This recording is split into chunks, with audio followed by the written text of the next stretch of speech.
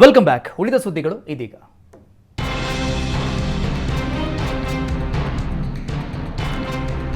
ಬೆಂಗಳೂರಿನ ವೈಟ್ಫೀಲ್ಡ್ ವಿಭಾಗ ಪೊಲೀಸರು ಮಾದಕ ವಸ್ತು ಬಗ್ಗೆ ಜಾಗೃತಿ ಮೂಡಿಸಿದರು. ಇಂದು ಮುಂಜಾನೆ ಸೈಕ್ಲೋಥಾನ್ ಮೂಲಕ ಪೊಲೀಸರು ಜಾಗೃತಿ ಮೂಡಿಸಿದರು. ವೈಟ್ಫೀಲ್ಡ್ ಹಾಗೂ ಮಾರತಹಳ್ಳಿ ಉಪವಿಭಾಗ ಠಾಣೆಗಳ 250 ಸಿಬ್ಬಂದಿ ಜಾಗೃತಿ ನಡಿಗೆಯಲ್ಲಿ ಭಾಗಿಯಾಗಿದ್ದರು.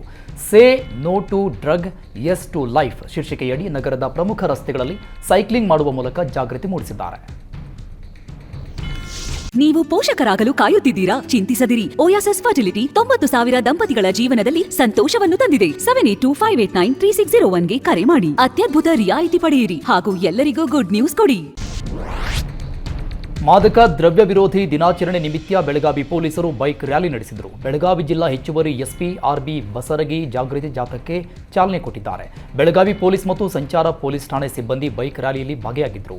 ಚಿಕ್ಕೋಡಿ ಪೊಲೀಸ್ ಠಾಣೆಯಿಂದ ನಗರದ ಪ್ರಮುಖ ರಸ್ತೆಗಳಲ್ಲಿ ಜಾಗೃತಿ ಜಾಥಾ ನಡೆಸಲಾಯಿತು.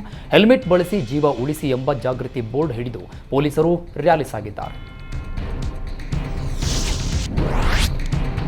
ಮಂಡ್ಯ ಜಿಲ್ಲೆ ಶ್ರೀರಂಗಪಟ್ಟಣ ತಾಲೂಕಿನ ಬೊಂತಗಳ್ಳಿಯಲ್ಲಿ ಕೆಐಎಡಿಬಿ ಅಧಿಕಾರಿಗಳು ಜಮೀನು ಭೂಸ್ವಾಧೀನಕ್ಕೆ ಬಂದ ವೇಳೆ ಹೈ ಡ್ರಾಮಾ ನಡೆದಿದೆ. ರೈತರು ಮತ್ತು ಕೆಐಎಡಿಬಿ ಅಧಿಕಾರಿಗಳ ನಡುವೆ ಜಟಾಪಟಿ ನಡೆದಿದೆ. ಭೂಸ್ವಾಧೀನಕ್ಕೆ ರೈತರು ವಿರೋಧ ವ್ಯಕ್ತಪಡಿಸಿದರು. ಈಗಾಗಲೇ ಕೆಐಎಡಿಬಿ ಅಧಿಕಾರಿಗಳು 483 ಎಕರೆ ಜಮೀನು ಭೂಸ್ವಾಧೀನಕ್ಕೆ ಪಡೆದು ಈಗಲ್ ಬರ್ಗ್ ಕಂಪನಿಗೆ ಹಸ್ತಾಂತರಿಸಿದ್ದಾರೆ.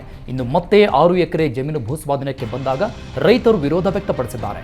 ಅಧಿಕಾರಿಗಳು ಪರಿಹಾರ ನೀಡದೆ ಭೂಸ್ವಾಧೀನ ಮಾಡ್ತಾ ಇದ್ದಾರೆ ಅಂತ ಆರೋಪಿಸಿದ್ದಾರೆ. ಬಿಕೆ ಹರಿಪ್ರಸಾದ್ ಹೇಳಿಕೆ ಆತಂಕ ಸೃಷ್ಟಿಸುತ್ತಿದೆ ಎಂದು ಬಿಜೆಪಿ ಕಾರ್ಯಕರ್ತರು ಮಂಡ್ಯ ಎಸ್ಪಿಗೆ ದೂರು ಕೊಟ್ಟಿದ್ದಾರೆ. ಕೂಡಲೇ ಬಿಕೆ ಹರಿಪ್ರಸಾದ್ರನ್ನ ಮಂಪರು ಪರೀಕ್ಷೆಗೆ ಒಳಪಡಿಸುವಂತೆ ಬಿಜೆಪಿ ಕಾರ್ಯಕರ್ತರು ಆಗ್ರಹಿಸಿದ್ದಾರೆ.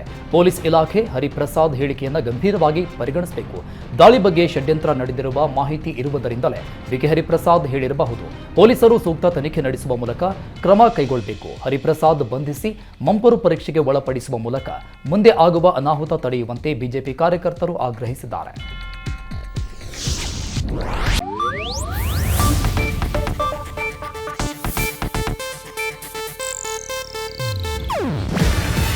ಇದು ಏಷ್ಯಾನೆಟ್ ನ್ಯೂಸ್ ನೆಟ್ವರ್ಕ್ ಪ್ರಸ್ತುತಿ. ನೀವು ನೋಡ್ತಿದ್ದೀರಾ ಏಷ್ಯಾನೆಟ್ ಸುವರ್ಣ ನ್ಯೂಸ್.